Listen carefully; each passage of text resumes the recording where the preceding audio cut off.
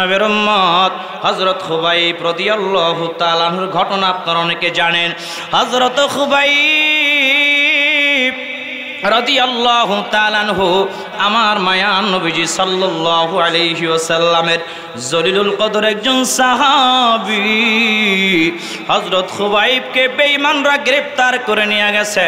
বেঈমানরা গ্রেফতার করে নিয়ে জিয়া একটি অন্ধকার ঘরের মধ্যে বন্দী করে রাখছে। কয়েকদিন খাবার দাবার দেওয়ার পর আর কোনো খাবার দাবার দেয় না। অনেক দিন পরে বেঈমানরা এসে বলে, ও খুবাইব, তুমি প্রস্তুতি গ্রহণ করো, তোমার মৃত্যুর সময় ঘনায় আসছে, তোমাকে আমরা ফাঁসির মঞ্চে ঝুলিয়ে দিব, তোমাকে শুলে চড়াইয়া দিব। হযরত খুবাইব রাদিয়াল্লাহু তাআলা আনহু চোখের পানি ছেড়ে দিয়া কান্না করে আর বলে, বেঈমানের দল, আমার কোনো প্রস্তুতি গ্রহণ করার দরকার নাই। আমার মায়ার নবীজিকে ভালোবাসা, আল্লাহর কোরআন মানার কারণে, নবীজিকে ভালোবাসার কারণে আমি খুবাইবকে যদি জীবন দিতে হয়, আমি খুবাইবকে যদি শুলে চড়তে হয়, আমি খুবাইব জীবন দিতে রাজি আছি। কিন্তু আমি বেঈমান তোদের সামনে মাথা নত করতে রাজি নাই। জোরে বলেন না সুবহানাল্লাহ। ও নবীর আশিকের দল, হযরত খুবাইব রাদিয়াল্লাহু তাআলা আনহুকে বেঈমানরা এবার গ্রেফতার করে নিয়ে গেল অনেকগুলো মানুষের সামনে। হাজার হাজার মানুষের সমাগম হয়েছে। যেই দিন খুবাইবকে দুনিয়া থেকে বিদায় করে দিবে, খুবাইব রাদিয়াল্লাহু তাআলা আনহুকে প্রশ্ন করে, ও খুবাইব, তোমার কোনো আশা আকাঙ্ক্ষা আছে কিনা একটু আমাদেরকে বলো, আমরা তোমার সমস্ত আশা আকাঙ্ক্ষা পূরণ করে দিব। হযরত খুবাইব ডাক দিয়া বলে, রে বেঈমানের দল, আমি খুবাইবের কোনো আশা নাই, আমি শুধু 2 রাকাত নামাজ আদায় করতে চাই। জোরে কন্না সুবহানাল্লাহ। এর নবীর উম্মত হযরত খুবাইব রাদিয়াল্লাহু তাআলা আনহু 2 রাকাত নামাজ তাড়াতাড়ি শেষ করে দিল। বেঈমানরা ডাক দিয়া বলে, রে খুবাইব, কেন? রাদিয়াল্লাহু তাআলা আনহু ডাক দিয়া বলে, বেঈমানের দল, আমি যদি 1 ঘন্টা নামাজের মধ্যে কাটায়া দিতাম, তোরা বেঈমানরা বলতি আমি নবীজির আশিক, আমি নবীজির সাহাবী, মৃত্যুর ভয়ে, তোদের ভয়ে আমি নামাজ লম্বা করে দিয়েছি। এরকম মিথ্যা তোহমাত যেন দিতে না পারো, এই জন্য আমি খুবাইব তাড়াতাড়ি করে নামাজ সমাপ্ত করে দিয়েছি। আর একটু জোরে বলেন না সুবহানাল্লাহ। ও নবীর আশিকের দল, হযরত খুবাইব রাদিয়াল্লাহু তাআলা আনহুকে এবার হাত 2টা এরকম কাঠের সঙ্গে প্যারাক মেরে দেওয়া হলো, মাথাটা এইভাবে গাছের সঙ্গে প্যারাক মেরে দেওয়া হলো, পাগুলো প্যারাক মেরে দেওয়া হলো। হযরত খুবাইব রাদিয়াল্লাহু তাআলা আনহুকে এইভাবে কপালের উপরে খেজুর গাছের কাঁটা দিয়া আমার নবীজিকে ভালোবাসার কারণে, আমার নবীজিকে মহব্বত করার কারণে খেজুর কাঁটা দিয়ে এইভাবে কপালের মধ্যে ছিদ্র ছিদ্র করে ফেলছে। হযরত খুবাইব রাদিয়াল্লাহু তাআলা আনহুর কপাল বেবে, রক্ত বেবে, দাড়ি মুবারক ভিজে যায়। হযরত খুবাইব আর যন্ত্রণা সহ্য করতে পারে না, শেষ পর্যন্ত মাথাটা এইভাবে নিচের দিকে ঝুঁকায়া দিচ্ছে। একবার কল্পনা করে দেখেন, চারপাশে বেঈমানরা দাঁড়ায় আছে, আর মাঝখানে হযরত খুবাইব নবীজির আশিক, নবীজির সাহাবী, এইভাবে সাহাবীকে তরসর করে, অত্যাচার করে, নির্যাতন করে, কেমন অসহায়ের মতো হয়ে গেছে। হযরত খুবাইব রাদিয়াল্লাহু তাআলা আনহু মাথাটা ঝুঁকায়া দিছে, চোখের পানি ছেড়ে দিয়ে কান্দে, আয় আল্লাহ রাব্বুল আলামিন, আপনি সাক্ষী থাকিয়েন আল্লাহ, মায়ার নবীজিকে ভালোবাসার কারণে বেঈমানরা আমাকে এত বেশি শাস্তি দিচ্ছে, এত বেশি কষ্ট দিচ্ছে। আর নবীর উম্মত এবার বেঈমানরা বলে, ও খুবাইব, তোমাকে একটা অপশন দিতে পারি, তোমার জবান থেকে যদি একটা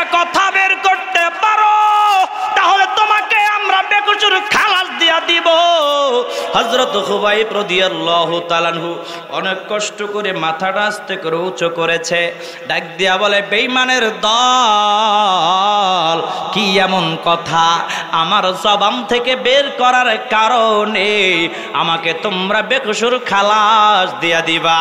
বেঈমানরা ডাক দিয়া বলে, ও খুবাইব, তোমার জবান থেকে যদি একটা মাত্র গালি দিতে পারো, একটা যদি বাজে মন্তব্য করতে পারো, তাহলে তোমাকে বেকসুর খালাস দিয়া দিব। হযরত খুবাইব রাদিয়াল্লাহু তাআলা আনহুকে ডাক দিয়া বলে, রে খুবাইব, তোমার জবান থেকে যদি তোমার মায়ার নবীজির একটা মাত্র গালি দিতে পারো, আর তোমাকে শুলে চড়াবো না, আর তোমাকে ফাঁসির মঞ্চে ঝুলাবো না। হযরত খুবাইব রাদিয়াল্লাহু তাআলা আনহু, যেই খুবাইব শরীর দুর্বল হয়ে গেছে, যেই খুবাইবের মাথা নিচু হয়ে গেছে, এই কথা শোনার সাথে সাথে হযরত খুবাইব মাথা উঁচু করে ডাক দিয়া বলে, গর্জন দিয়া বলে, আরে বেঈমানের দল, আমি খুবাইবকে যদি টুকরো টুকরো করে ফেলা হয়, আমি খুবাইবকে যদি এরকম 10 বার ফাঁসির মঞ্চে ঝুলানো হয়, আমার মায়ার নবীজির আমি একবারও গালি দিতে পারবো না। জোরে বলেন না সুবহানাল্লাহ, আরো জোরে বলেন না সুবহানাল্লাহ। নবীজিকে ভালোবাসা লাগবে কি লাগবে না? আমার নবীজির প্রেমে পাগল হওয়া লাগবে কি লাগবে না? এই বাংলার জমিনে যদি কোন নাস্তিক মুরতাদরা আমার মায়ার নবীজির সম্মান আসবাব নিয়ে যদি কটূক্তি করে, ওই সমস্ত বেঈমানদের বিরুদ্ধে কে কে কাপড়ের কাপড় মাথায় বেঁধে রাজপথে নামতে রাজি আছো? দু হাত তুলে আল্লাহকে দেখায়া দাও। তাকবীর দা, নারায়ে তাকবীর, জোরে নারায়ে তাকবীর, নারায়ে তাকবীর, নারায়ে রিসালাত। আহলে সুন্নাহ বুঝছেন না, রিসালাত কইছে, রাগ হইছে অনেকে, এটা বুঝছেন না, বুঝছেন না। নবীজির স্লোগান আর কি? আল্লাহর একত্ববাদের স্লোগান যেখানে হবে, সেখানে নবীজির শানের রিসালাত স্লোগান হবে, ঠিক কিনা জোরে বলেন? আমরা এই জন্য স্লোগান দিব কি, নারায়ে তাকবীর, আল্লাহু আকবার বলেন, আল কোরআনের আরো ঘরে ঘরে জাল, তাও বলেন, শেষে একটু বলেন নারায়ে রিসালাত। কি গুনাহ হবে? গুনাহ হবে নাকি? নবীজির ভালোবাসা স্লোগান দিলে গুনাহ হবে? কোন ফতোয়া আছে? যত ফতোয়া আমগো মোল্লাগো মধ্যে, যত ফতোয়া নবীজির শানে, ঠিক কিনা জোরে বলেন? যত ফতোয়া হুজুরগো মধ্যে আছে না নাই? আমি প্রায় ওয়াজে বলি যে মোল্লাগুলো আগে জাহান্নামে যাবে। কোথায় যাবে জোরে বলেন? এই হুজুরগুলো আগে জাহান্নামে যাবে, কারণ এই বক্তাদের কথা শুই নাই তো মুসলমানরা দলে দলে ডিভাইড হয়ে গেছে, ঠিক কিনা জোরে বলে? একজনে আইসা কবে ওইটা, আরেকজনে কবে ওইটা, মান মুকন্ডা পাড়া বুতার ঘষা ঘুষি মরিচের জান শেষ। এই জন্য আমি বেশি হুজুর দেখতারি না, সোজা কথা। আমি মিরপুর 14 বাইতুস সালাম মসজিদ জুমা পড়াই, আমি জুমার বয়ান এরকম বলি যে নবীদের শানে যদি কেউ ফতোয়াবাজি করে, ও আর কিছু হতে পারে, মুসলমানের বাচ্চা হতে পারে না, ঠিক না বেঠিক? নবীজির শানের আলোচনায় ফতোয়াবাজি চলে না। আমার মায়ার নবীজির শানের আলোচনা শুনতে হয় নবীজির প্রেম অন্তরে নিয়ে, ঠিক কিনা জোরে? আরো জোরে কোন ঠিক কিনা? পাইলে নিরালায় গো নবী, পাইলে নিরালায়, পাইলে নিরালায় গো নবী, পাইলে নিরালায়। আমি 2 কদমে চুমু খাবো, 2 কদমে চুমু খাবো, চরণ ধুলি মাখবো গায়ে, পাইলে নিরালায় গো নবী। জোরে জোরে, পাইলে নিরালায় গো নবী, পাইলে নিরালায়, পাইলে নিরালায় গো নবী। দয়াল নবী কত দূরে, লোহিত সাগরের তীরে,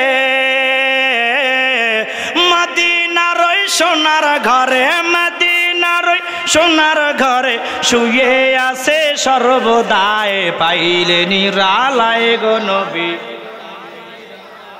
আজরে পাইলে নিরালায় গো নবী, পাইলে নিরালায়। লা ইলাহা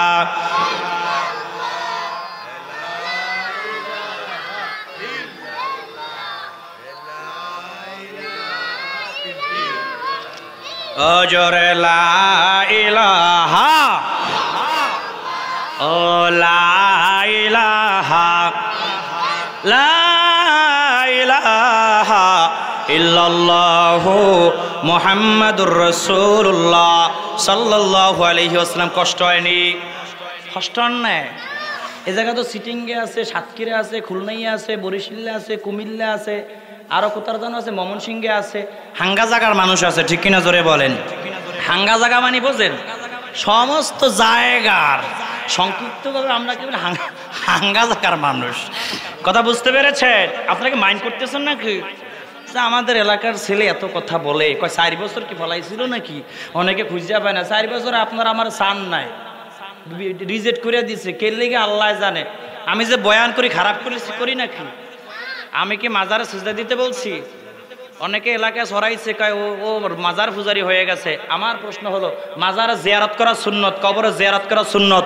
এই ফতোয়ার এই হাদিসের বিরুদ্ধে দিয়ে কেউ আঙুল উঁচু করুক, মাজারে সিজদা দেওয়া শিরক, মাজারে কিছু যাওয়া শিরক, কিন্তু মাজারে যায়া জিয়ারত করা সুন্নত, কবর জিয়ারত করা সুন্নত, এই দলিল যদি কেউ মিথ্যা প্রমাণ করতে পারে, বক্তাগিরি ছেড়ে দিব।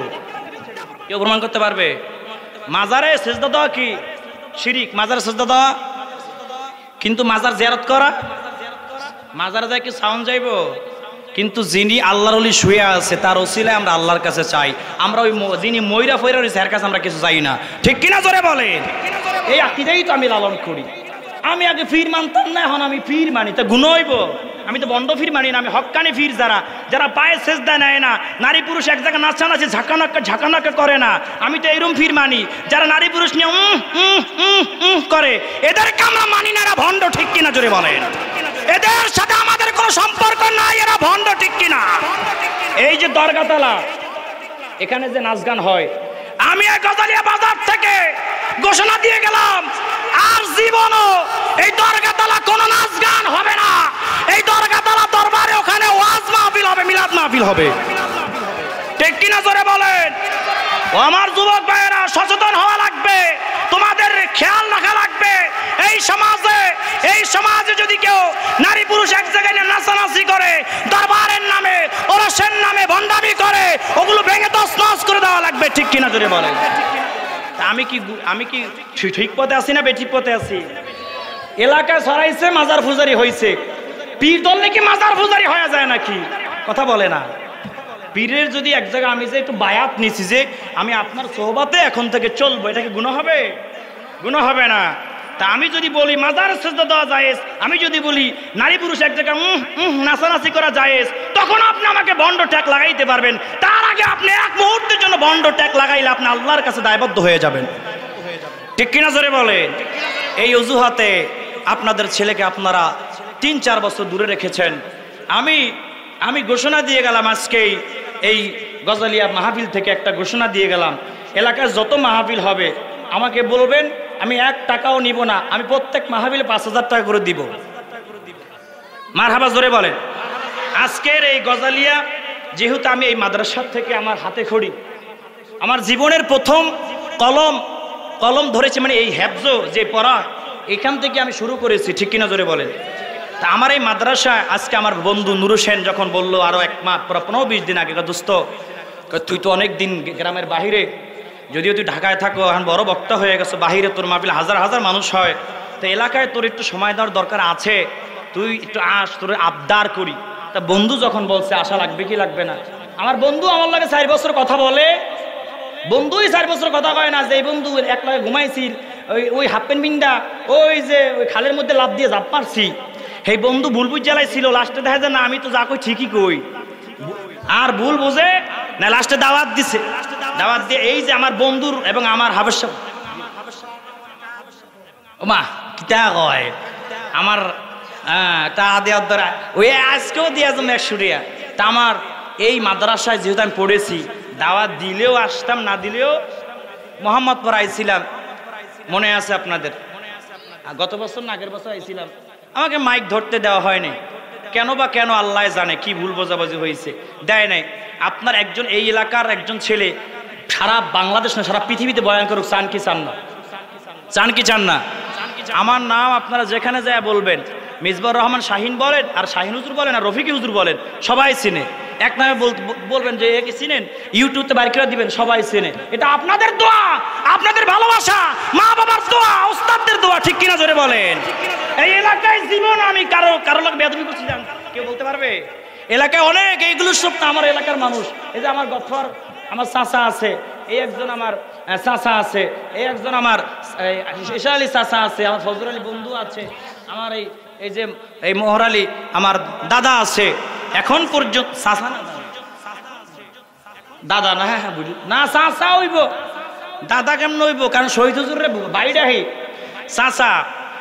আপনার এখানে মুরব্বী যারা আছেন, আমি জীবনও আপনাদের চোখে দিক থেকে কথা বলছি, বলি নাই আদব কা খোদা বেয়াদব কা জোদা, আদবে আউলিয়া বেয়াদবে দেউলিয়া, ঠিক কিনা জোরে বলেন। যুবক যারা আছে, আমি যুবক ভাইদের দৃষ্টি আকর্ষণ করছি, আমার যুবক ভাইয়েরা, এই সমাজের যুবকরা যদি নবীজির প্রেমে পাগল হয়ে যায়, আমার নবীজিকে ভালোবাসা যদি জীবন উৎসর্গ করে দেয়, এই সমাজ পরিবর্তন হয়ে যাবে। জোরে বলেন ঠিক না বেঠিক? এই সমাজে আর কোন যুবকরা বাবা মার সঙ্গে বেয়াদবি করবে না, ঠিক কিনা জোরে বলে। বাবা মার সঙ্গে বেয়াদবি করলে ইহকালও শেষ, পরকালও। আজকে আমি এই আসনে বসেছি আমার বাবা মার দোয়ার কারণে। আমার বাবা মার সঙ্গে জীবন আমি বেয়াদবি করিনি। আমার বাবা মা তো আমার মাইকের আওয়াজ শুনতেছে। বাবা মা যদি এখনো বলে বাবা টাকা লাগবে, আমি নিজে পকেট টাচ না থাকলেও আমি দাঁড় করে এলো ভাড়াই। কেন জানেন? বাবা মাই আমাকে এতটুকু উঠিয়েছে, আমাকে কষ্ট করেছে, টাকা পয়সা খরচ করেছে। আমার বাবা মাই তো আমার সব, আমার বাবা মাই তো আমার আসল পীর, ঠিক কিনা জোরে বলে। বাবা মার দোয়ার কারণে আজকে আমি এই পর্যায়ে আসছি। আপনাদের ভালোবাসা, যুবক ভাইদের ভালোবাসা, মুরব্বীদের দোয়ার কারণে এই স্টেজে বসেছি। তা আমার যুবকরাও যদি বাবা মার খেদমত করো, বাবা মাকে ভালোবাসো, নবীজিকে ভালোবাসো, আল্লাহ তাআলা তোমাদেরকে একদিন ঘুরায়া ফুরায়া একদিন এরকম স্টেজে বসার তৌফিক দিতে পারে কি পারে না? পারে কি পারে না? পারে কি পারে না? আমার যুবকরা হাত উঠাও, আজকে থেকে আর বাবা মার মনে কষ্ট দিবা না, বাবা মাকে কষ্ট দিবা না, বাবা মার সঙ্গে খারাপ আচরণ করবা না। সবাই হাত উঠে দেখা দাও, নারায়ে তাকবীর। আজকে এই যে আমি এই মাদ্রাসায় ছোটবেলা লেখাপড়া করেছি, 2 বছর মনে পড়ছিলাম, তারপর তো আমি ঢাকায় চলে গেছি। তো এই মাদ্রাসা আমার জীবনের হাতে খড়ি। এই মাদ্রাসার জন্য কিছু দেওয়ার দরকার আছে না? আছে না নাই? তা আমার দোস্ত